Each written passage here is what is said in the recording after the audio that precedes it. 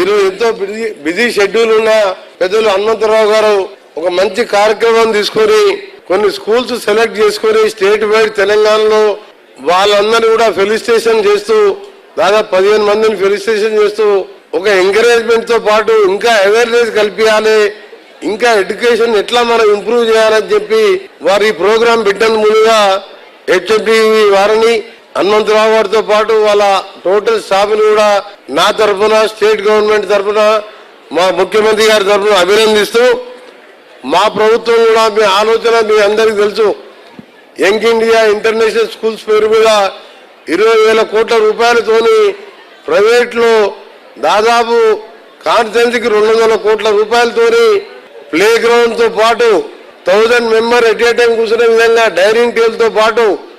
Total education సిస్టాన్ని change చేయాలని ఒక ఆలోచన. దాంతో పాటు రీసెంట్ గా మొన్న బడ్జెట్ లో ప్రతి కాన్స్టిట్యున్సీలో ఒక పబ్లిక్ స్కూల్ పెట్టాలని అది ఒక 15 కోట్ల రూపాయలతోని పబ్లిక్ స్కూల్ పెట్టుకుంటూ ఫస్ట్ క్లాస్ నుంచి 12th వరకు అక్కడే ఉండే విధంగా, దట్ ఈస్ నాట్ రెసిడెన్షియల్. ఇంతకుముందు చెప్పిన యంగ్ ఇండియా ఏమో రెసిడెన్షియల్ కమ్ బోర్డింగ్ స్కూల్, అది ఇక్కడ మోడల్ స్కూల్ పబ్లిక్ స్కూల్ పెట్టి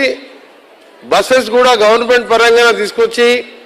గవర్నమెంట్ లో టీచర్స్ ని ఇంకా రిక్రూట్ చేసి ఒక పబ్లిక్ స్కూల్ మోడల్ ఎడ్యుకేషన్ ని, ఎందుకంటే చిన్నప్పటికెళ్ళే ఒక ఫౌండేషన్ బాగున్నప్పుడే ఆ పిల్లవాడు ఇంకా కూడా ఈజీగా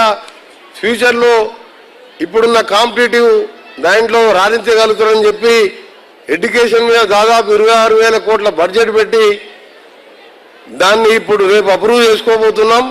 ఎల్లుండి లాస్ట్ బడ్జెట్ సెషన్. ఇప్పుడు కూడా మాకు ఇంకా స్కూల్ అంటే మా స్కూల్ నడుస్తున్నది, అసెంబ్లీ నడుస్తున్నది. మధ్యలోకి వెళ్ళి హనుమంతరావు గారు హెచ్ఎండి గారు మాట కాదనలే మధ్యలో ఒక ఇంపార్టెంట్ ప్రోగ్రాం కాబట్టి రావడం జరిగింది. మీ అందరు కూడా బెస్ట్ విషెస్ తెలియజేసుకుంటూ ఇక్కడ ఉన్న విద్యార్థులకు కూడా 8th, 9th, 10th ఆఫ్టర్ తర్వాత 11th, 12th ఈ 5 years లైఫ్ లో మన